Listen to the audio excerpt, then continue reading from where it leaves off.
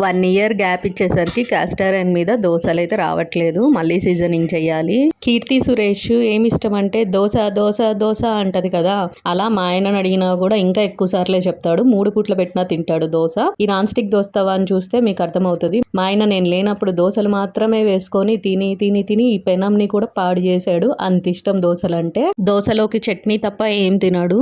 నేను ఇవాళ ఆలు బఠానీ కర్రీ అయితే చేశాను. కావాలనే రోజు చట్నీ ఏం తింటాము బోరింగ్గా అని. ఇప్పుడు ఈ కర్రీ చూసి రియాక్షన్ ఏంటో చూడాలి. నేను క్యారీయింగ్ అప్పటి నుంచి దోశలోకి చట్నీ కంటే కర్రీస్ ఎక్కువ నచ్చుతున్నాయి నాకు. కర్రీ పెద్ద ప్రాసెస్ అయినా సరే నాకెందుకో కర్రీనే తినాలనిపించింది. తీసుకెళ్ళి ఇస్తున్నా, చూద్దాం. పేపర్ దోశ వేసా అని కూడా తిడతాడు. చట్నీ కాకుండా కర్రీ రోజు చట్నీ ఏం తింటామండి. చట్నీ కాకుండా కర్రీ చేసి పెట్టావు కదా అంటున్నాడు. అయినా చాలా బాగుంది టేస్ట్ అన్నాడు. నేను కూర్చుంటాను, నాకు వేడిగా దోశ వేసి పెట్టు అంటే మాడిపోయింది పెట్టాడు.